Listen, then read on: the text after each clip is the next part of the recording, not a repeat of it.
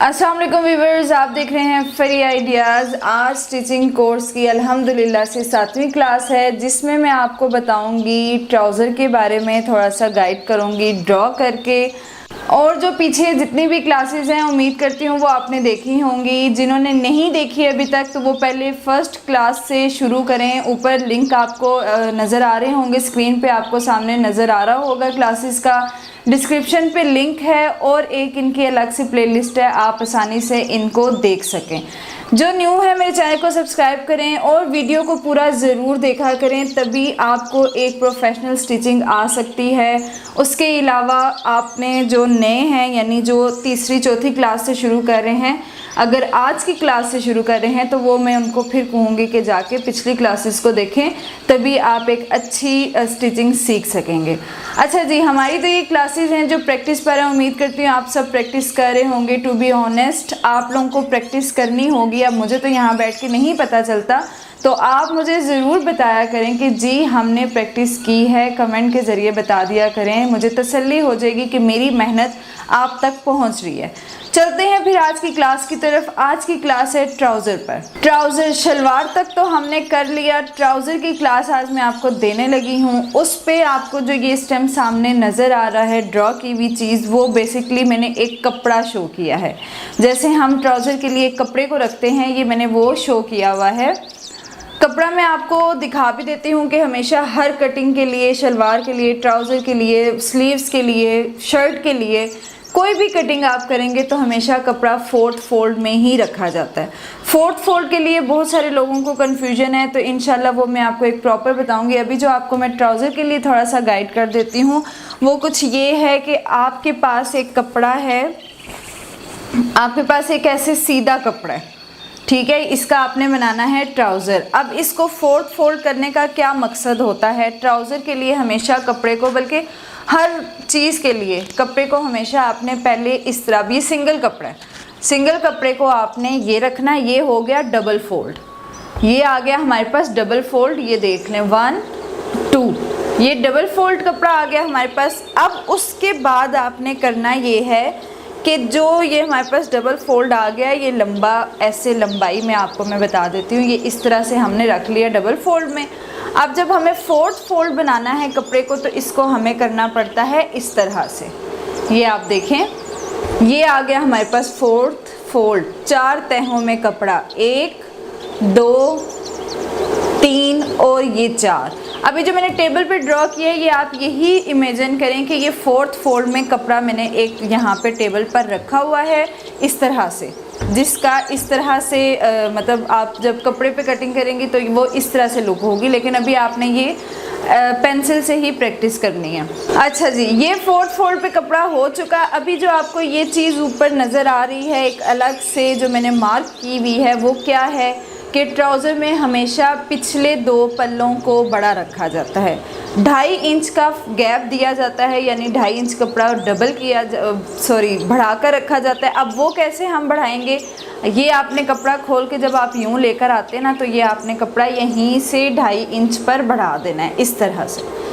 आधा नीचे की तरफ रखना है, आधा फुल पीछे से ऊपर रख के आपने ये 2.5 इंच का निशान लेना है। जहाँ तक आपका ये आएगा ना निशान, आपने इस कपड़े को उठा के बस वहाँ पे रख देना। इस तरह से रखा जाता है ट्राउज़र का कपड़ा। आगे भी इंशाल्लाह जब हम कपड़ों पर आएंगे, जब फैब्रिक पर कटिंग और स्टिचिंग करेंगे, तो फिर इंशाल्लाह आपको ज़्यादा समझ आएगी। आज मैंने सोचा कि ट्राउज़र के लिए छोटा सा कपड़ा रख के आप लोगों को मैं बता दूँ। अच्छा जी, अब ये टेबल पर तो आपको समझ आ गई कि कपड़ा किस तरह से रखा गया। 2.5 इंच मैंने यहाँ से रख दिया बढ़ा के। कपड़े पे आपको समझ आ गई कि 4th फोल्ड में कपड़ा कैसे रखा जाता है। अब आप इमेजिन करें कि ये जो टेबल पे एक मैंने ये इस तरह से ड्रॉ की हुई है लाइंस, ये 4th फोल्ड में कपड़ा है।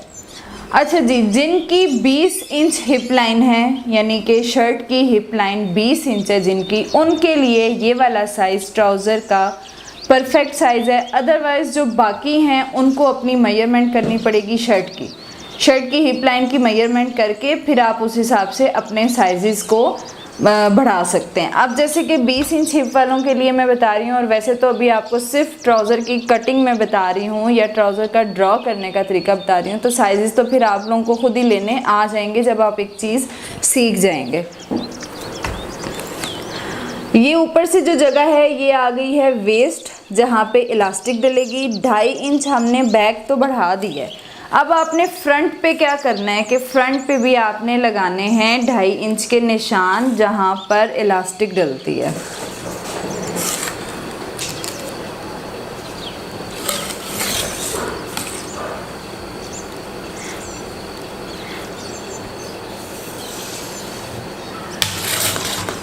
आपको पता है कि ट्राउज़र में इलास्टिक साथ ही स्टिच होती है, इसीलिए उसके लिए हमें 2.5 इंच का गैप देना पड़ता है ताकि अच्छे से ट्राउज़र का बेल्ट रेडी हो सके।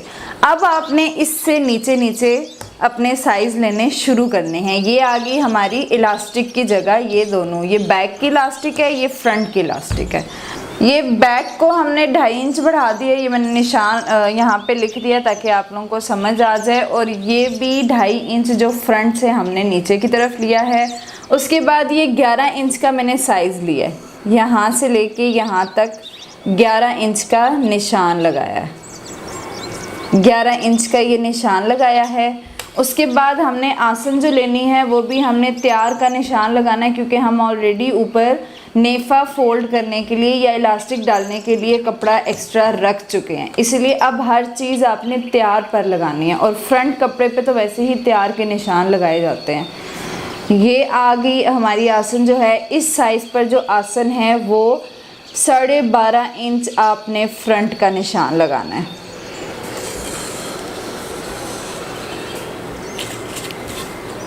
यहाँ से जो हमारी आसन है वो आपने लेनी है 12.5 इंच, 12.5 इंच।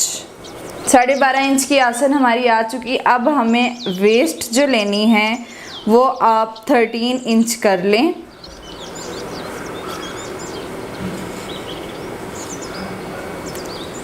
सॉरी, वेस्ट नहीं, ये थाइस का साइज़ है।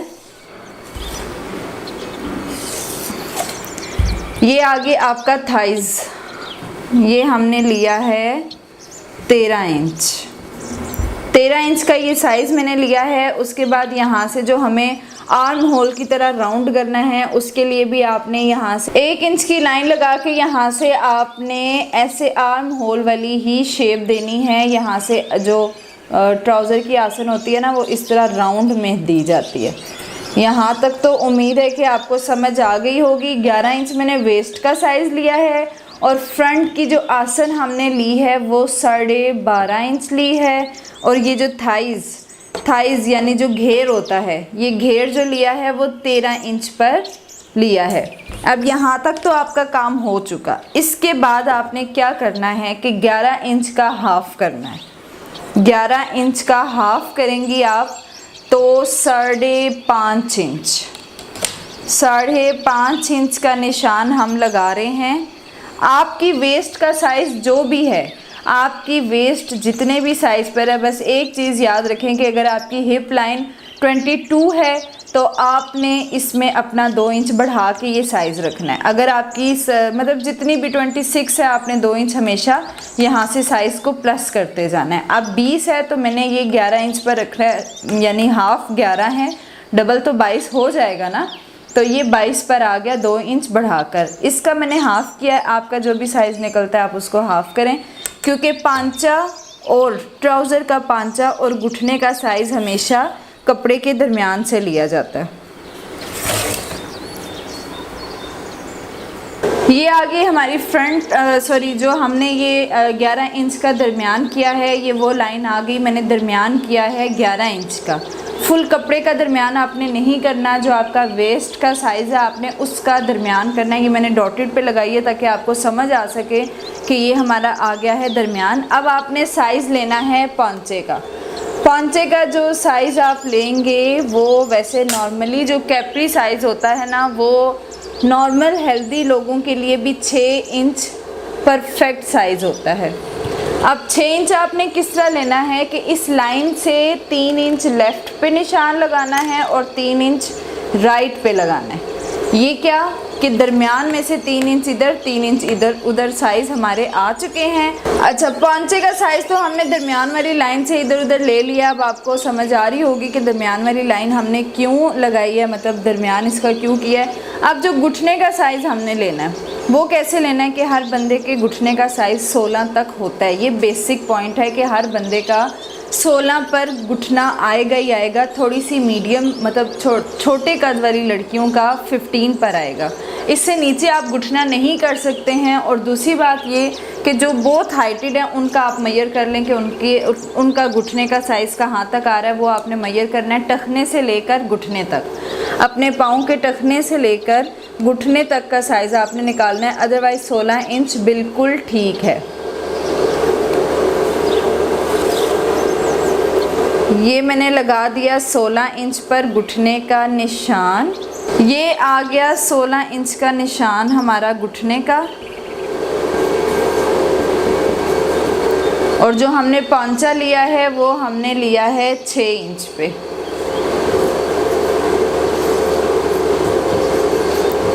छः इंच का हमारा ये पॉंचा था। 16 इंच पे घुटने का निशान लगाया। अब घुटने का जो साइज़ आपने लेना है वो क्या, इस दरमियान वाली लाइन से 5 इंच उधर की तरफ लेना है, सॉरी 4.5। जो जिस साइज़ का ये ट्राउज़र है उस पर घुटने का साइज़ आपने 9 इंच पर निकालना है। 9 इंच पर बिल्कुल सही साइज़ होगा। ये आ गया घुटने का साइज़।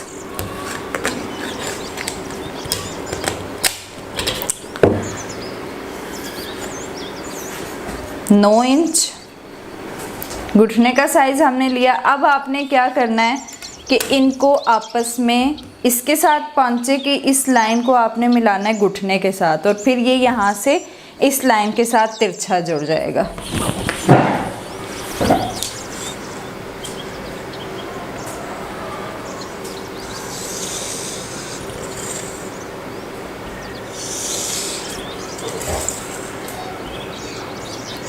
ट्राउज़र तभी परफेक्ट बनता है जब उसकी ये वाली शेप आती है। ये आपको तिरछी वाली जो शेप नज़र आ रही है, ट्राउज़र तभी परफेक्ट बनता है। अदरवाइज़ अगर आप घर के पास या किसी ऐसी लेडी से कपड़े सिलाई करवाते हैं तो वो कभी भी आपके ट्राउज़र में ये वाली शेप नहीं देती हैं। वो यहाँ से तो स्ट्रेट रख लेती हैं लेकिन उधर से बस ज़रा सा शेप दे देंगी कि ट्राउज़र तैयार हो गया। अब आप दर्जी वाला ट्राउज़र ख़ुद बना सकते हैं अगर आपने इस पर प्रैक्टिस कर ली और आपको इस चीज़ की समझ आ गई। अब हमने यहाँ से भी इस पॉइंट के साथ अटैच करना है।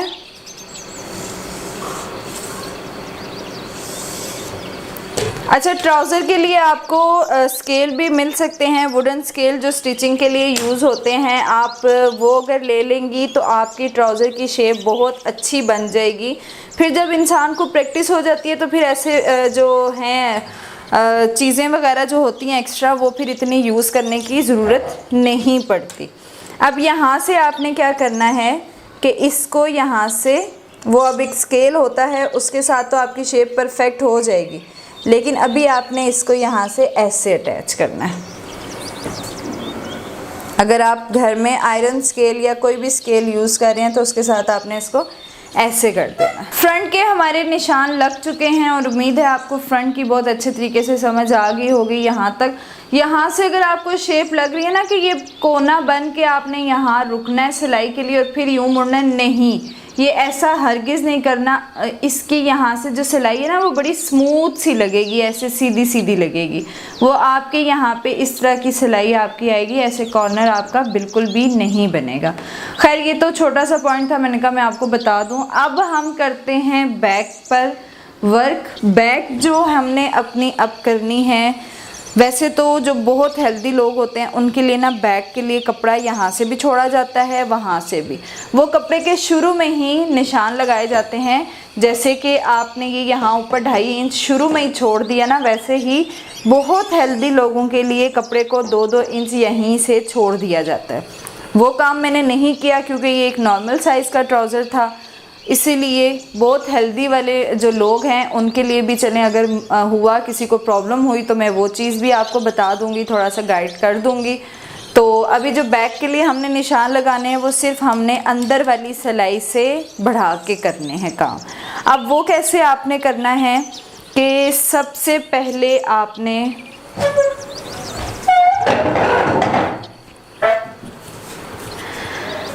ऊपर से निशान लगाने शुरू करने हैं, क्योंकि यहाँ तक का साइज़ डिफरेंट है और नीचे का साइज़ डिफरेंट है। अब आपने करना ये है कि ये तो हमारा आ चुका है फ्रंट से 2.5 इंच आपने उधर की तरफ निशान लगाने हैं।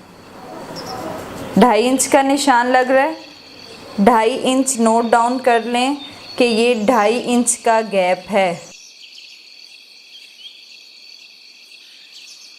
ये 2.5 इंच का गैप बनेगा बीच में, 2.5 इंच के ये निशान आपने लगा लिए बीच में। इसी तरह राउंड से लगाने हैं, यानी पिछली लाइन से नहीं लगाने, ये जो गोलाई आपकी आ रही है ना गोलाई, इसके साथ आपने लगाने हैं।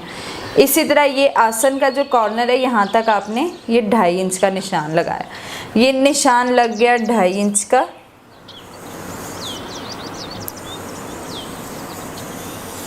ऐसे अब आपने यहाँ से क्या करना है कि यहाँ पर भी आपने ज़रा सा नीचे, यानी कि यहाँ से 3 इंच नीचे तक आपने 2.5 इंच पर ही निशान लगाने हैं। 2.5 इंच पर निशान लगाने, उसके बाद आपने 2 इंच पर हो जाना है। नीचे से आके आपका 2 इंच बन जाएगा। आसन से 3 इंच नीचे तक हम 2.5 इंच के ही निशान लगा रहे हैं। फिर ये आ गया 2 इंच।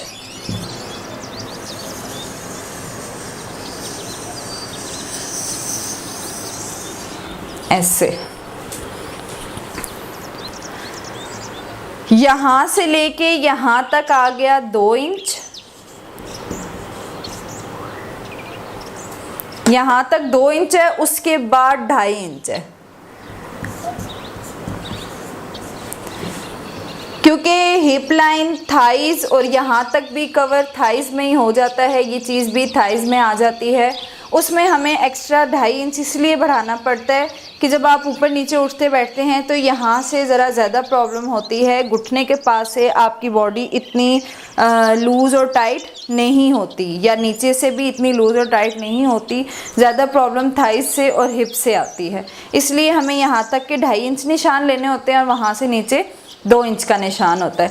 ये आ गया हमारा बैक। ये हमारा बैक है, ये फ्रंट है। अब ये जो ऊपर की लाइंस आपको नज़र आ रही हैं, इसमें आपने क्या करना है कि ये जो हमारा 2.5 इंच का ये हमारा निशान था, इसमें अब करना ये कि इसको दोनों तरफ से चौड़ा नहीं रखा जाता। इसको सिर्फ आसन से हमें 2.5 इंच रखना होता है। उसके लिए अब आपने क्या करना है कि इसको ये बिल्कुल बराबर यहाँ से लेना है, यहाँ से आपने बराबर लेना है। जो फ्रंट बैक होगी वो बराबर आएगी और सिर्फ आसन से आपका आ जाएगा 2.5 इंच। अभी मैं थोड़ा सा आपको बताती हूँ। अगर हम इस लाइन को रिमूव करते हैं तो आपको इसकी शेप के बारे में थोड़ा सा समझ आ जाएगी।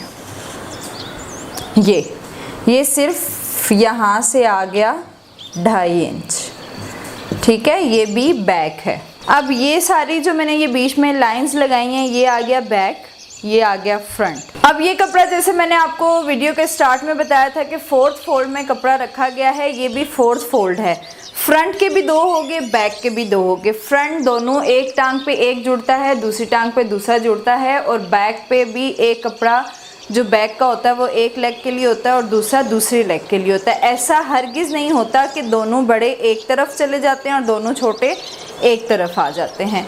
इंशाल्लाह जब कपड़े पे हम करेंगे तो आपको बहुत अच्छे से समझ आएगी। अभी मैं आपको अगर ये साइड वाली लाइंस रेज़ करती हूँ, यानी अभी जो आपने फिर कटिंग जो करनी है, कटिंग आपने किस तरह से करनी है कि हमने ऑलरेडी इन ट्राउज़र में बहुत ज़्यादा कपड़ा नहीं रखना होता। जो ये वाली लाइन होती है इसको आप बिल्कुल साथ से ही कट करते हैं।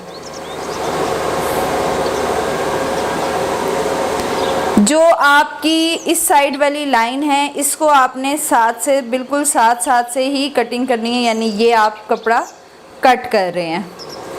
ये आपका कपड़ा कट हो रहा है, इसको आपने बिल्कुल साथ से ही लाइन के निशान के कटिंग करना है।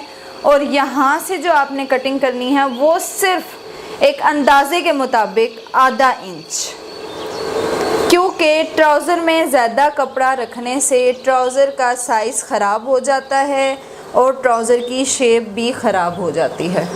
ये आपने आधा इंच कपड़ा कटिंग करना है। बाकी जो फालतू कपड़ा है उसको जब हम कट करते हैं तो फिर आप इस ट्राउज़र की ज़रा शेप देखिएगा, बिल्कुल दर्जी के स्टाइल का ये ट्राउज़र है, बिल्कुल जैसे दर्जी एक प्रोफेशनल टेलर सिलाई करता है ना, ये बिल्कुल वैसा ट्राउज़र है।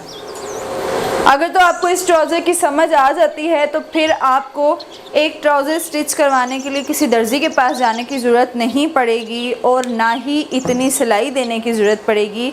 ट्राउज़र बहुत इजी है, एक बार समझ आ गई तो आप यकीन करें कि ख़ुद ही अपना ट्राउज़र बैठेंगे और 10 मिनट लगते हैं इस ट्राउज़र की कटिंग और स्टिचिंग में।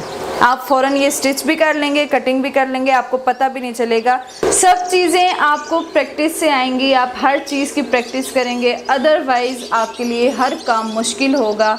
अगर तो आप इन चीज़ों की प्रैक्टिस कर लेते हैं तो आपको ये चीज़ें देख के समझ आ जाएंगी कि ये कैसे कटिंग हुई हुई है, ये कैसे स्टिच हुई हुई है। आप ये ड्राइंग साथ अपनी नोटबुक पर भी कर लिया करें जब मेरी वीडियो देखते हैं। पूरी वीडियोस को देखा करें, जो भी वीडियोस अभी तक मैंने अपलोड किए हैं उनको पूरा देखा करें। और आप जब ये साथ लेसन 1 लिख कर, लेसन 2 लिखकर जब आप इन चीज़ों को ड्रॉ करके रखेंगे और जब हम इन्हीं चीज़ों को कपड़े पर बनाएंगे, अब फ़र्ज़ करें मैंने अगर ट्राउज़र की कपड़े पर आपको आप कटिंग बताने लगी हूँ, तो आप जब लेसन नंबर 6 अपना खोल के सामने रखेंगी और कपड़े की कटिंग जब आप देखेंगी तो आपको ऐसे सब कुछ समझ आ रहा होगा कि जैसे आपको ऑलरेडी सिलाई आती है, आपको ट्राउज़र ऑलरेडी बनाना आता है। इसीलिए मैं कहती हूँ कि आप साथ नोटबुक रखें, नोट कर लिया करें चीज़ें, लिखी हुई चीज़ें हमेशा याद रहती हैं। ओके जी, खुदा हाफिज़। इंशाल्लाह नेक्स्ट वीडियो में मुलाकात होगी एक नई क्लास के साथ। अल्लाह हाफिज़।